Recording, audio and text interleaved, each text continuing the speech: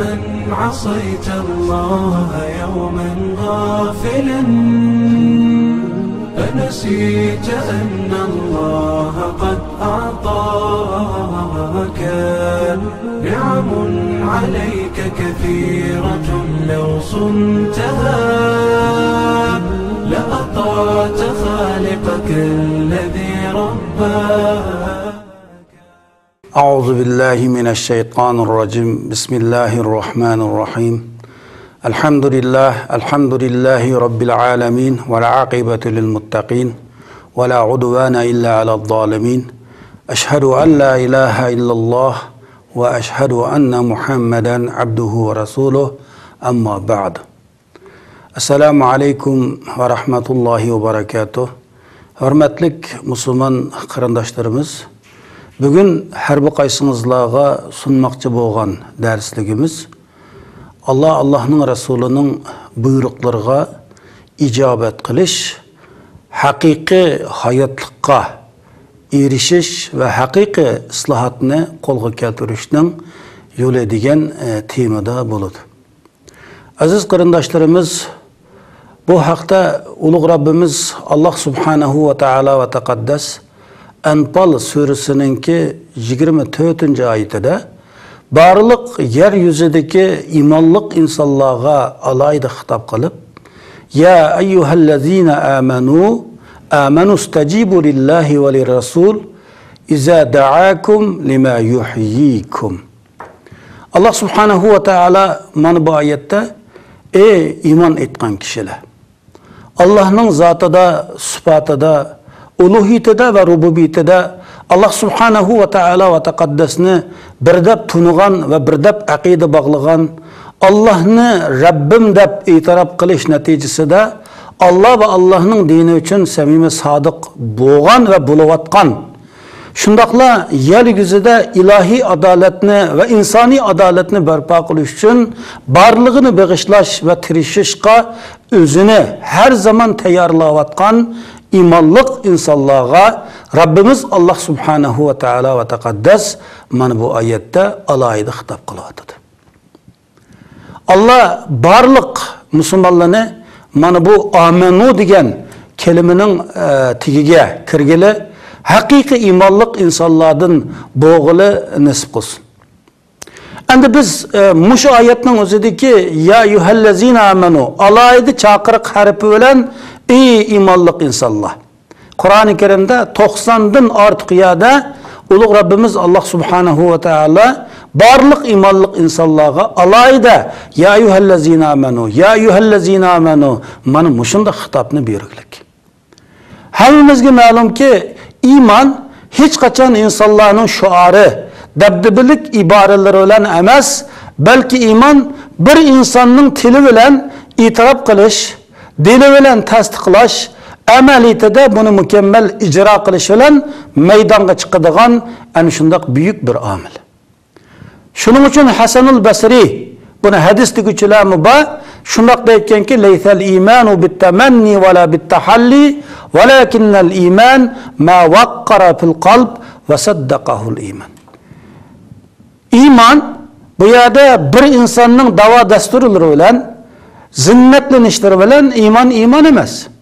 İman ma waqqara fil qalb, qalbga cho'kkan, bir insonning qalbidan o'rinlagan ve şu insonning amali va saddaqahul amal, şu insonning elib borgan amali har ikki şu qalbidagi imanning borlig'ini isbotlagan.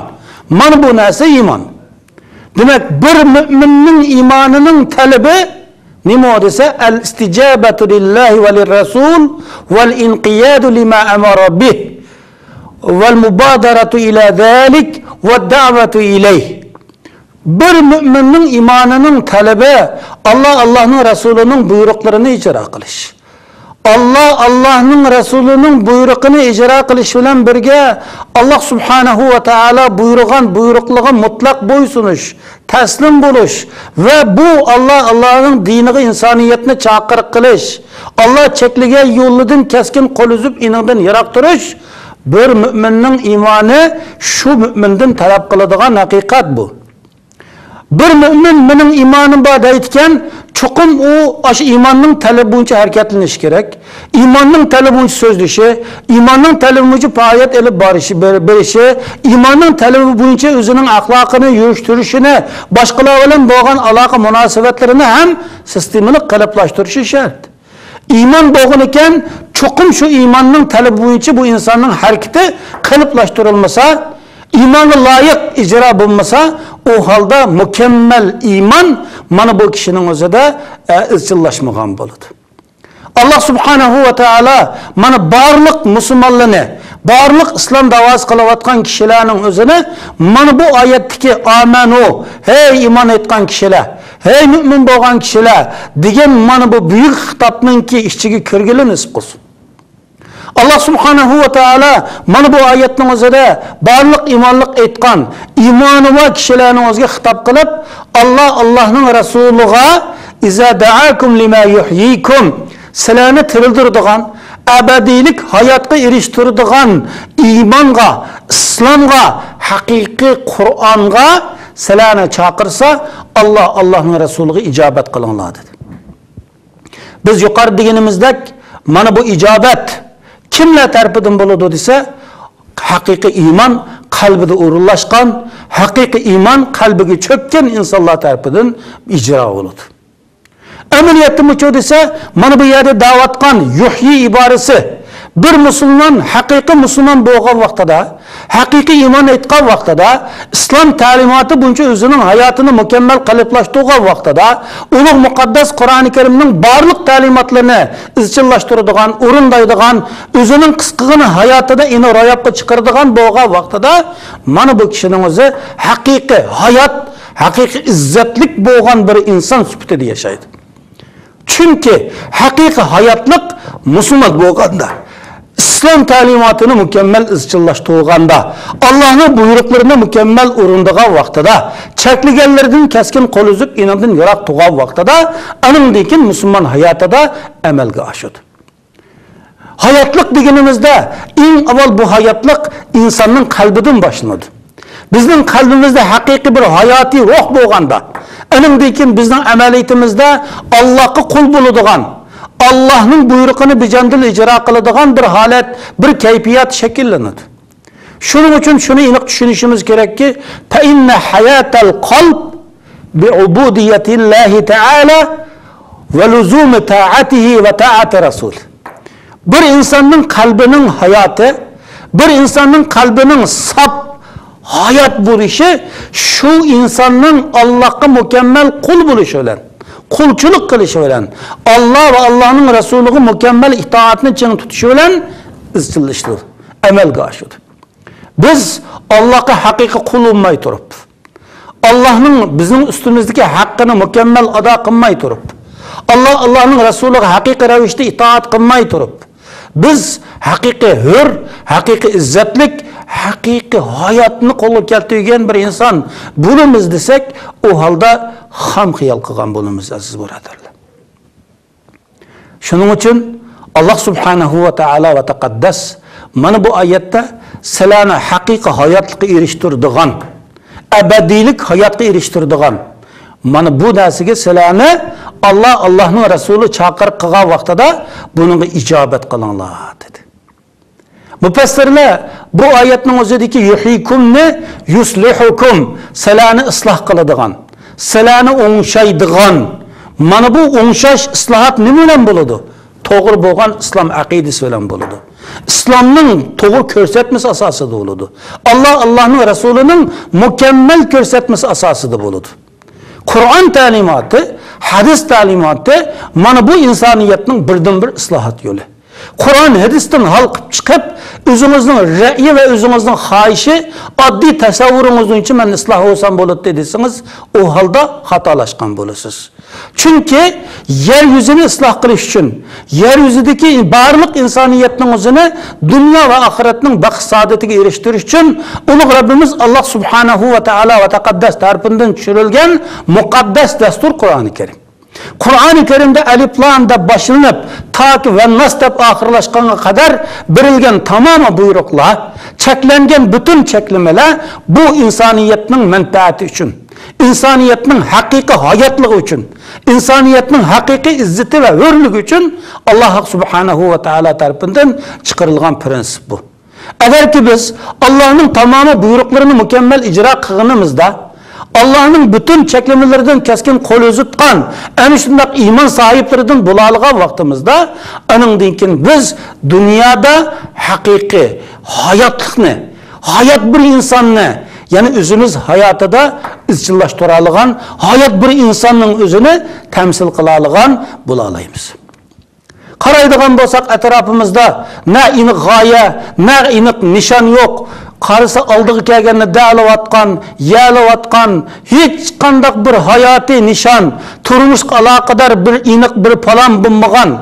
Muşundaq revişti gün össala, koya şarıqtın çıkıp garipti passala, bir gün össe, onun bilen hiç qandaq hesaplaşmay, özünün vaxtının bihuda ötep ketkenligiga puşayman qılmay, muşundaq ötüp atkan nurgulluğan canlıqlar var, nurgulluğan insanlar var. Ama İslam talimatı bunca boğan vaxtada bir Müslüman la ilahe illallah Muhammed Resulullah deyen kelimesini özünün ağzından çıkargandan keyin onun hayatıda iniq bir gaye turguzulgan boladı. İniq bir nişan turguzulgan boladı. Bu kişi şu nişan astida özünün hayatını kalıplaştırdı. Meyli dini talim olsun, meyli penni sahada talim olsun, qandaq sahada özünün hayatını ani şundaq sistemalaştırıp menişke tırışsın, ey tavır o bir büyük bir gaye astida mangallık için, o Allah'ını razı kılış için mangallık için, onun bütün faaliyetleri Allah'a hakiki revişte kullukni izchillaştırgan, itaatni mükemmelleştirgen boladı.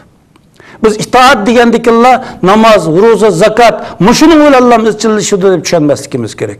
Bir Müslümanın kallasida fakat Allah uchunla dostlashish, Allah uchunla dushmanlashish, Allah uchunla tijorat qilish, demak u qarmoqqa o'zining nafsi uchun yashayotgandek, qarmoqqa o'zi uchun o'qiyotgandek, o'qitayotgandek, aytavr u bu faoliyati bilan, mashg'ulotlar bilan shug'ullanayotgandek ko'rilsa-mu, ammo bu insonning kallasida aniq bir nishon bor. Yani Allah üçün deydigan bir nişan var. Allah üçün yiyişi, Allah üçün kiyishi, Allah üçün alaka münasibetlerde buluşu, aile kuruşu, turmuş tirikçilik bilen meşgul buluşu.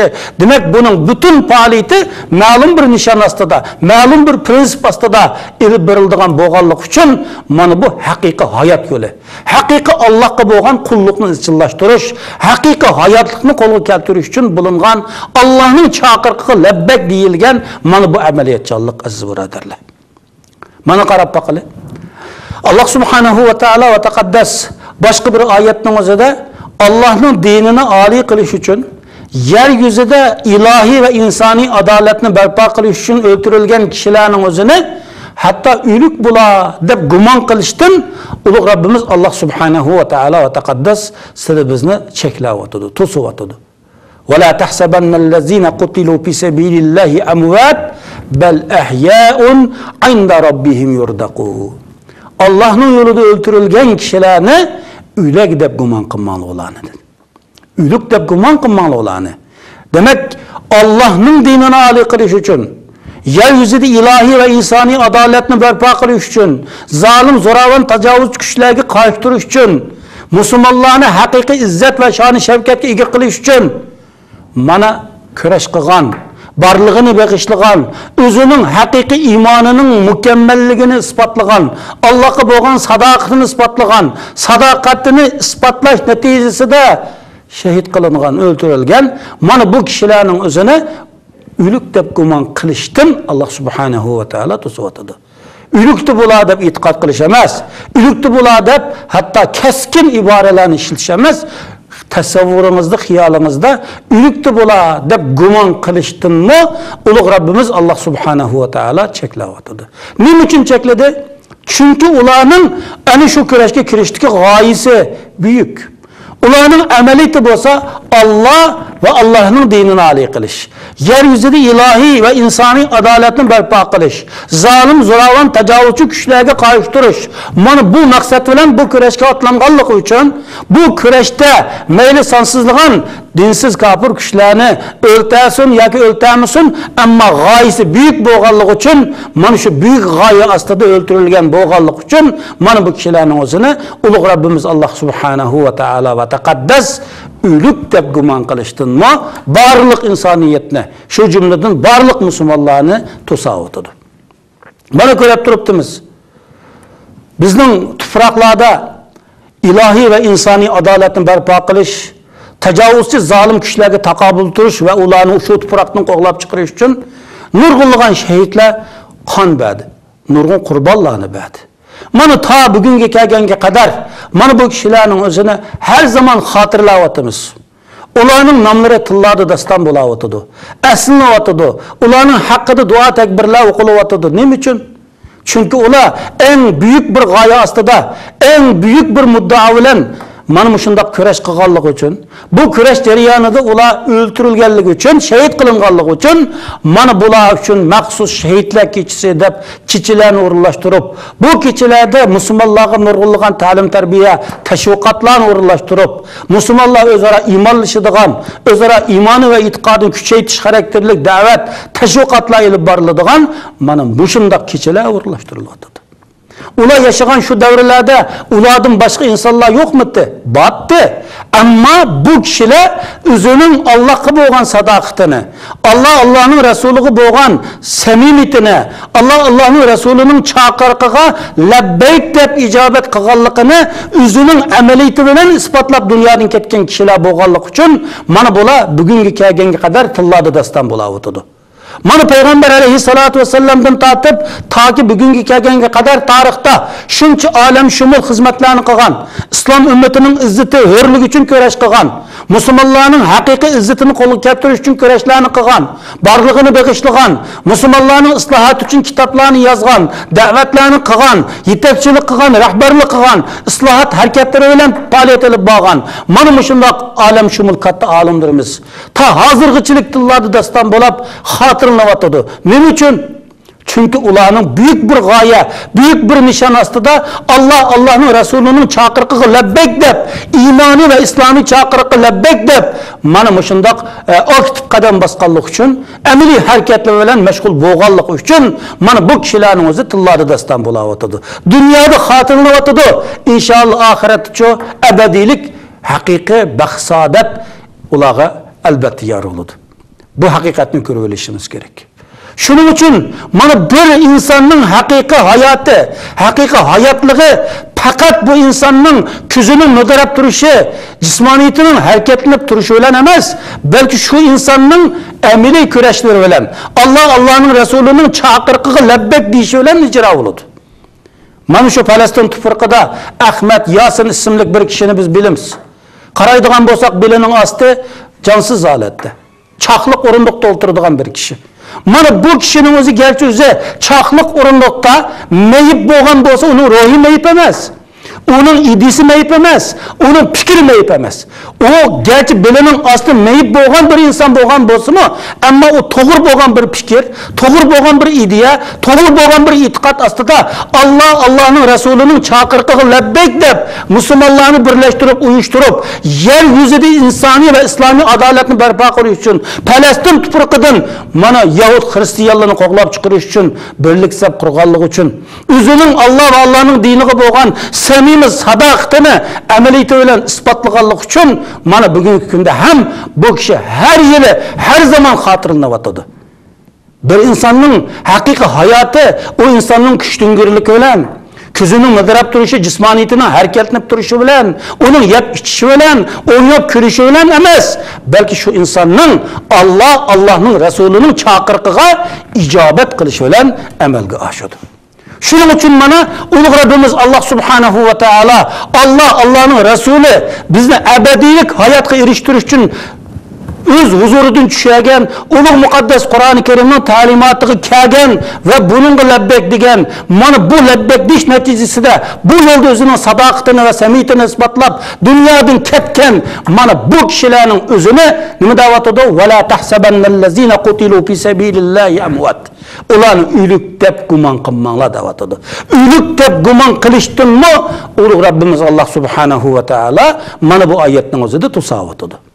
Bu haqiqatni tushunishimiz lozim. Ayet bizga mana bu haqiqatlarni uqtirib o'tadi. Shuning uchun biz yuqorida dedik. Fa inna hayatal qalb bi ubudiyatillahi ta'ala va luzum ta'ati va ta'ati rasul. Bir qalbning haqiqiy hayotligi, bir insonning qalbining mukammal hayotligi faqat nima bilan izchillashadi?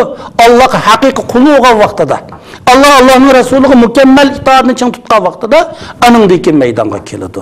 Allah itaat kılmay, Allah'ın buyruğunu izçillaştırmay, yeryüzüde aldığı kelgeni yap, ağzı kelgeni dep, özünün hiyali tasavvur için yaşap, havayı havası boyunca faaliyet elip bağan insan hiç kaçan hakika hayat hesaplanmaydı bu. Hakiki hayatlık fakat İslam işçidir.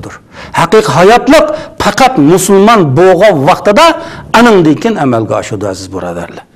Ulug' Rabbimiz Allah subhanahu wa ta'ala wa taqaddas barliq mümin musulmonlarning o'zini mana bu oyatda deyilgan haqiqiy hayot egilaridan bo'lganini nasib qilsin. Barliq insonlarning o'zini idisi ham hayot, qalbi ham hayot, amaliyati ham hayot. O'zining amaliyati bilan qalbining hayotligini, o'zining iymon va e'tiqod natijasida haqiqiy bir hayot musulmon ekanligini isbotlaydigan va isbotlay oladigan mu'min musulmonlardan bo'lganini nasib qilsin. Va axiru da'wana anil hamdulillahi robbil alamin.